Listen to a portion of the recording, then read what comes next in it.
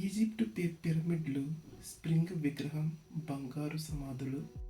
కానీ ఈ అద్భుత నాగరికతకు మొదట నాయకత్వం వహించిన వ్యక్తి ఎవరు? ఈజిప్టు తొలి రాజు ఎవరు? తొలి ఫారో ఎవరు? రండి, 4500 సంవత్సరాలు వెనక్కి వెళ్ళి ఈజిప్టు తొలి ఫారో రహస్యాన్ని తెలుసుకుందాం. ప్రాచీన ఈజిప్టు చరిత్రలో ఫారో అంటే కేవలం రాజు కాదు, దేవుడిగా భావించబడిన పాలకుడు.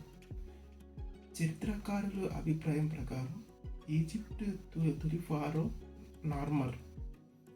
కొంతమంది అతడిని మెనెస్ అని కూడా అంటారు. ఈ వీడియోలో మనం తెలుసుకోబోతున్నాం నార్మర్ ఎవరు, ఎందుకు అతడిని తొలి ఫారోగా పిలుస్తారు, అతడు చేసిన గొప్ప కార్యాలు ఏమిటి. ఈజిప్టు అనేది వేల సంవత్సరాల పాటు నిలిచిన నాగరికత. ఈ నాగరికత పునాది వేసిన వ్యక్తిని తెలుసుకోవడం అంటే మానవ చరిత్రలో ఒక ముఖ్యమైన అధ్యాయాన్ని అర్థం చేసుకోవడం.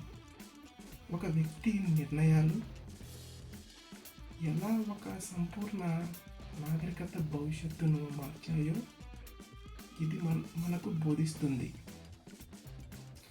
నార్మర్ క్రీస్తుపూర్వం సుమారు 3100 ప్రాంతంలో జీవించాడు.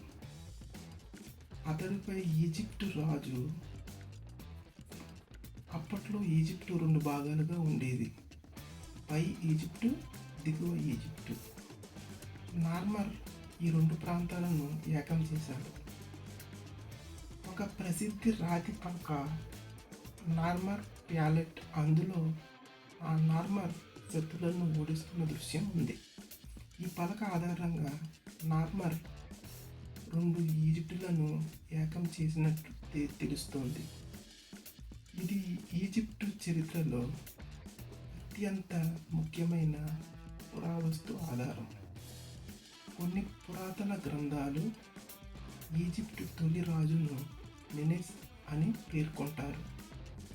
చాలా చరిత్రకారులు నార్మర్ మరియు మెనెస్ ఒకే వ్యక్తి కావచ్చని భావిస్తారు, కానీ ఇప్పటికీ పూర్తి నిర్ధారణ లేదు.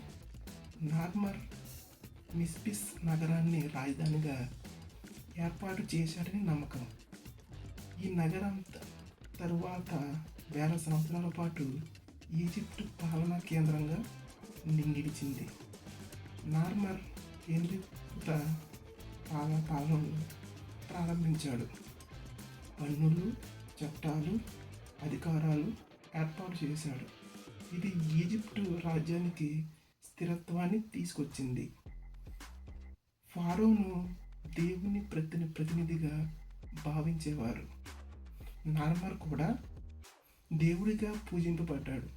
ఇది ఫారోల శక్తిని మరింత పెంచింది.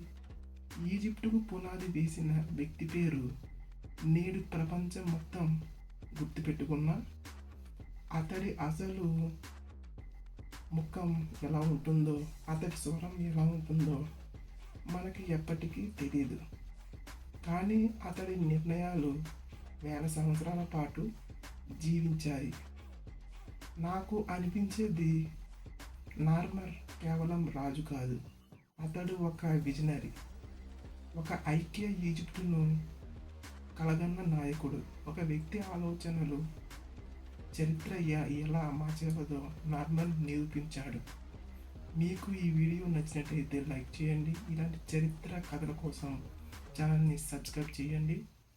మీ అభిప్రాయాన్ని కామెంట్లో చెప్పండి. తర్వాత వీడియోలో పిరమిడ్లు ఎలా నిర్మించబడ్డాయి అనే అద్భుత కథతో కలుసుకుందాం. ధన్యవాదాలు.